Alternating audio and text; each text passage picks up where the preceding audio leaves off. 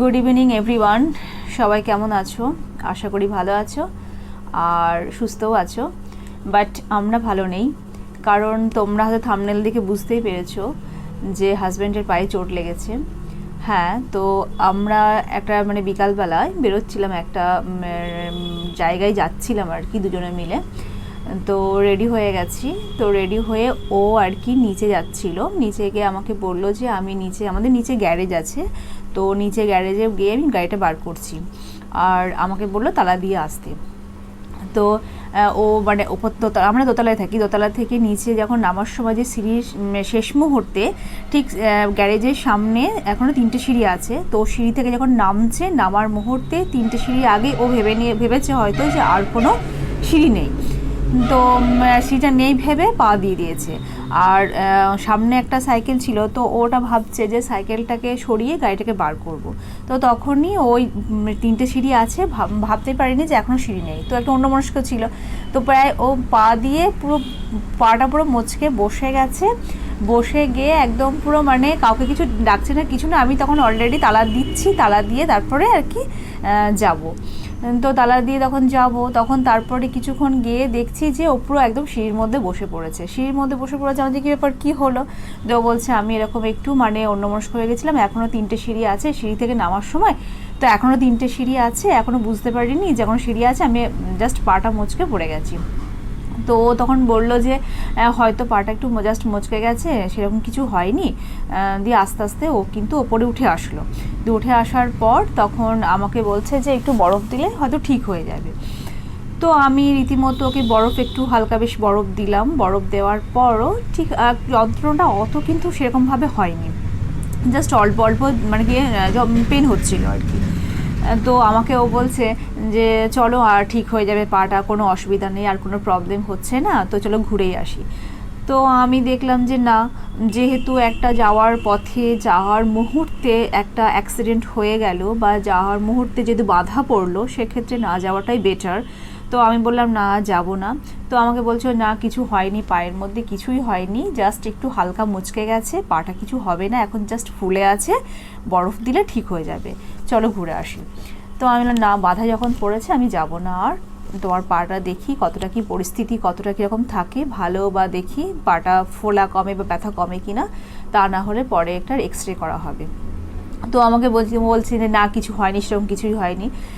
সেই দিনটা গেছে। তার পরের দিনকে যখন ও একবার অফিস গেল, অফিস থেকে ঘুরে আসার পর তখন প্রচণ্ড পেন হচ্ছিল, আর পুরো পাটা একদম পুরো অনেকটা ফুলে গেছে। তো ফুলে গেছে, তখন আমার মনে হলো যে না, এটা তো ঠিক দেখাচ্ছে না, কারণ রীতিমতো পেন ক্লিয়ার খেয়েছিল, বরফ দেওয়া হয়েছে, তাতেও কিন্তু পেনটা কমছে না, প্লাস ফোলাটাও কিছু কমছে না। তো আমি ভাবলাম যে না, এটা ঠিক হবে না, তো একটা এক্স রে করে নেওয়াই বেটার।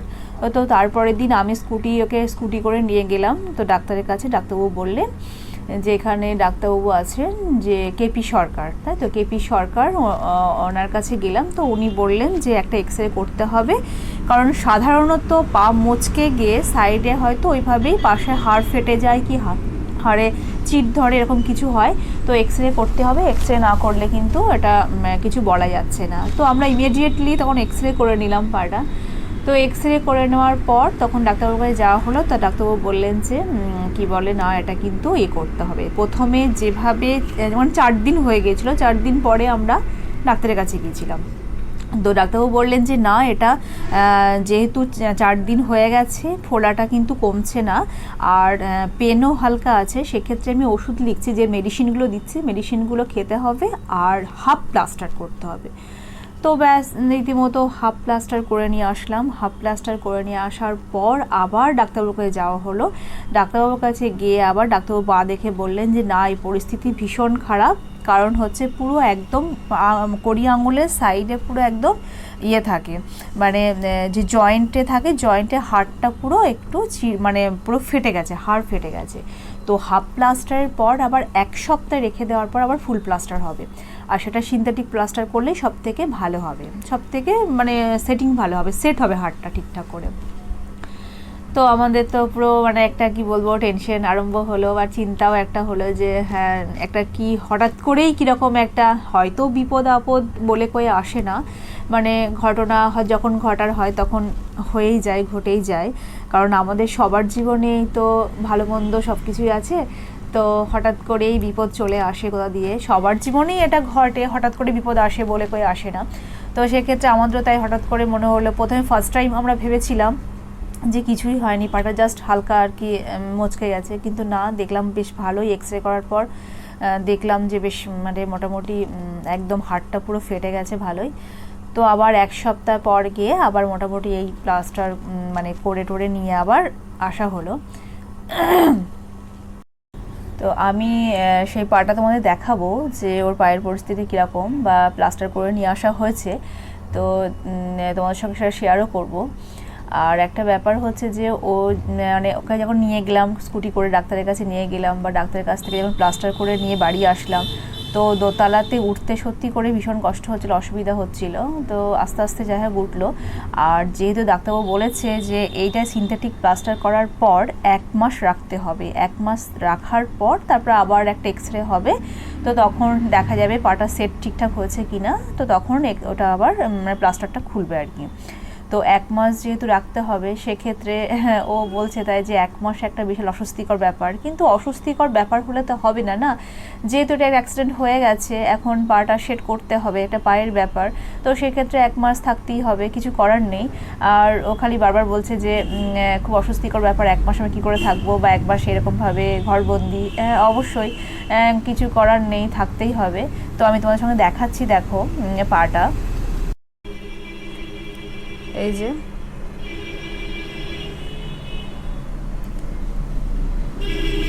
যে পায়ের পুরো একদম এই সাইডটা পুরো একদম ফেটে গেছে, এই সাইডে এইখানটা করে একদম পুরো ফেটে গেছে, আর একদম ও চাপ দিয়ে হাঁটতেও পারছে না, কিচ্ছু না, একদম পুরো পায়ে মানে ভর দিতেই পারছে না, পুরো একদম এইখানটা পুরো ফেটে গেছে, এক্সরে দেখা গেল।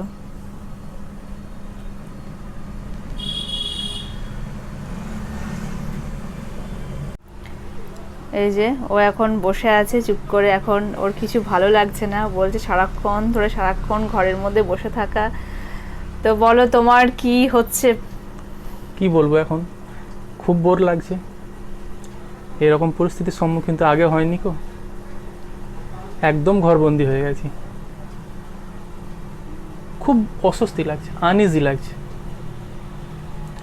যাচ্ছে তাই খারাপ লাগছে, আমার কোথাও যেতে পারছি না, ঘরে কতক্ষণ বসে থাকবো, নড়তেও পারছি না, চড়তেও পারছি না, বিছানার ভরে সর্বক্ষণ শুয়ে থাকতে ইচ্ছা করে। তো এখন এই যে চুপ করে বসে আছে, এখন ও বলছে যে পুরো ঘরবন্দি হয়ে গেছি, কিচ্ছু ভালো লাগছে না, কারোর সঙ্গে দেখা হচ্ছে না, মানে সবার সঙ্গে বাইরে গেলে একটু দেখা হয়, তো এটা স্বাভাবিক যে ঘরবন্দি হলে সব মানুষেরই ভালো লাগে না, তো তাই বলছে পুরোপুরি একদম ঘরবন্দি হয়ে গেছি, একটু ভালো লাগছে না। তো ওর পরিস্থিতি কীরকম, ওর মুখেই একটু সবাই শুনে নাও। আমাকে তো মানে কী বলে, এরকম পরিস্থিতির সম্মুখীন আগে কোনোদিন হয়নি, যাচ্ছে তাই খারাপ লাগছে, অল টাইম একটা ঘরের মধ্যে বন্দি থাকলে মানুষ মনে হয় না জেলখানায় বন্দি হয়ে আছে, একদম মনে হচ্ছে খাঁচার বন্দি হয়ে গেছি, পাখি যেমন বন্দি হয় সেরকম বন্দি হয়ে গেছি, একদম ভালো লাগছে না, বিশ্বাস করুন, পাজল হয়ে যাচ্ছে একদম, খুব বোর লাগছে, খুব খুব বোর লাগছে, কবে যে ঠিক হবে এটা। ঠিক আছে, কোনো ব্যাপার না, সব ঠিক হয়ে যাবে। আর এমনিতে স্বাভাবিক এটা, কারণ একটা ব্যাপার হচ্ছে যে বিপদ তো হঠাৎ করেই আসে, মানে কখনো জানিয়ে আসে না, এটা হয়ে গেছে, তো 2 দিন পর আবার ঠিক হয়ে যাবে, পা সেট হয়ে যাবে, আর স্বাভাবিক সব মানুষেরই তাই, ঘরে বন্দি হলে ভালো লাগে না, সেটা সবাই জানে, তো ওটা আবার ঠিকও হয়ে যাবে। আর আমরা এমনিতে ঠিকও করছি যে যেহেতু টানা ওকে 1 মাস পুরো রেস্ট নিতে বলেছে, ডাক্তারবাবু বলেছেন যে 1 মাস ওটাকে পায়ে রাখতে হবে, আর 1 মাস পরে আবার ওইটা খুলতে হবে আর কি, এই পুরো সিনথেটিক প্লাস্টারটা পুরো 1 মাস পরে ওটা খুলবে। তো যেহেতু 1 মাস রাখতে বলেছে, তো সেক্ষেত্রে আমাদের প্ল্যানও হচ্ছে যে আমরা দেখি বাড়ি যাওয়ার চেষ্টা করব, গাড়ি করে আমরা বাড়ি যাব। তো বাড়ি গেলে যদি আবার সবার সঙ্গে একটু দেখা সাক্ষাৎ হলে মন ভালো হয়ে যায়, কারণ এমনিতেই ও বলছে মনটা ভালো লাগছে না, ভালো লাগছে না। হ্যাঁ, হয়তো আমার চাপও বেড়ে গেল, চাপ বেড়ে যাওয়া মানে বাজারটা সবই আমাকে করতে হবে, তো আমার ওটা কোনো ব্যাপার না, আমি ঠিক একদম পুরো ম্যানেজ করে নেব, বাজার টাজার করে নিয়ে চলে আসবো, আর আমার কাছে কিছু মনেই হবে না। ও পাটা ঠিক হয়ে যাক। আর ফ্রেন্ডস সবাইকে আমার এটা বলার অনুরোধ রইল যে সবাই একটু প্রে করবে ওর জন্য, যে তাড়াতাড়ি যেন পাটা ঠিক হয়ে যায়, ভালো হয়ে যায় আর সুস্থ হয়ে যায়। কারণ এমনিতেই সবসময় ও সবার সঙ্গে একটু হেসে খেলে গল্প করে কাটায়, তো সেক্ষেত্রে পুরো ঘরবন্দি হয়ে গেছে, তো ওর ভালো লাগছে না, তো তাড়াতাড়ি যেন সুস্থ হয়ে যায়, ভালো হয়ে যায়, এটা সবাই একটু প্রে করবে। তো ঠিক আছে, চলো এখনকার মতো সবাইকে গুড নাইট। তো সবাই ভালো থেকো, সুস্থ থেকো, তো টাটা, বাই।